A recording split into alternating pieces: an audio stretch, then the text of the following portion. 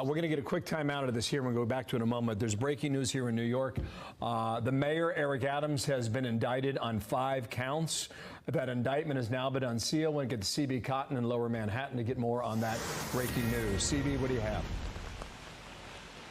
Hi, Bill. Good morning. Yeah, we're still going through this indictment, which is more than 50 pages long. But I can tell you right now, he faces 5 counts. I want to get right to those. Count 1, conspiracy to commit wire fraud, federal program bribery, and to receive campaign contributions by foreign nationals. Count 2, wire fraud. Count 3, solicitation of a contribution by a foreign national. Count 4, another solicitation of a contribution by a foreign national.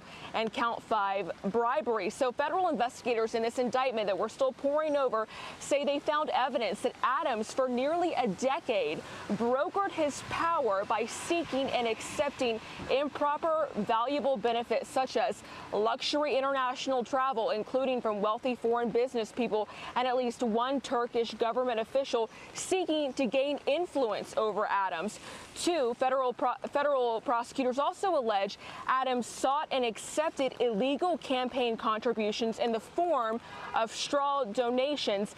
And 3, investigators say Adams compounded his gains from the straw contributions by using them to defraud New York City and steal public funds. Now, there are a series of other allegations that we're still looking over, and he's also indicted with a few co-conspirators. We're trying to get that information to our viewers, but this all comes as he seeks re-election next year with a competitive Democratic primary. His administration has really been thrown into this frenzy as at least 6 other people within his circle in recent weeks had their homes raided or devices seized. And what we're told are separate investigations. But again, the latest here on scene is that New York City Mayor Eric Adams has been indicted in what is a federal corruption scheme, according to prosecutors within the Southern District of New York. We know that Mayor Adams has pledged his innocence, saying repeatedly that he has done nothing wrong. And overnight, he released a videotaped statement saying he has no plans to step down. Investigators have laid out this timeline in this indictment, alleging that this conspiracy took place, again, for longer than a decade. A lot of allegations in here. I'm seeing mentions of 4 Turkish nationals, other foreign officials. So we're still working our way through this. But this all came into the public view last November when FBI agents raided the homes of his chief campaign finance fundraiser, and days later the mayor had his phone and iPad also seized.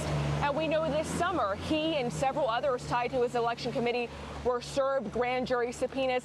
All this leading up to this moment where he now faces 5 counts, again, that include bribery, conspiracy to commit wire fraud, solicitation of a contribution by a foreign national, and again, a lot more to come as we continue to pour over this federal indictment. Bill, I want to send things back over to you. Thank you, CB Cotton, Lower Manhattan. Thank you for that, Dana. And Carrie Urban, we dragged her back in. She is Fox News legal editor, and good to have you here. So now that you've had a chance to look over the charges a little bit more, your sense of how things stand now. Yeah, it's not good.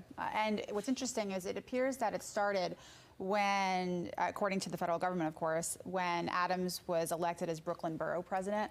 He took all of these foreign trips, and they claim that that's when he began building these relationships, which ended up leading to them donating to his mayoral campaign when he ran. And he did this through this thing called straw donations, which is foreign money being funneled through people who say they're just these individual folks here in America, and they're actually not. And I think the really bad aspect of all of that was that they then submitted those donations to this New York City matching program. And so New York City matched up to $10 million. So that's where they're saying they defrauded basically New York City taxpayers because, 1, he shouldn't have had this money from foreign governments in the first place contributing to his campaign. And 2, then they used it to get an additional $10 million from New York City to bolster his campaign. Wow. Oh, that's interesting. So late last night, there was a report that crossed here in New York that apparently there was a request to build a Turkish consulate in Brooklyn. And the accusation that was leveled in the report is that the mayor worked to make sure that the construction happened, where the New York Fire Department was hesitant to go forward with it. Why, we don't know. But apparently the mayor put his foot on the gas or something. That's what the allegation suggests anyway. Yeah, and when you read through this indictment, and I'm still reading through it, it's a pretty strong allegation to say that the mayor of New York City was actively creating fake paper trails and the like, and that for instance, even his deputy, his assistant, when he was Brooklyn Borough president, was acting in his direction with all of these foreign governments and these relationships and the money coming in and then matching these campaign funds in New York City. So there's a lot here. For those who think that it might be retaliation from the Biden administration for Eric Adams being very frustrated and pushing back against the administration about the migrant crisis, does that seem to you to have anything to do with this?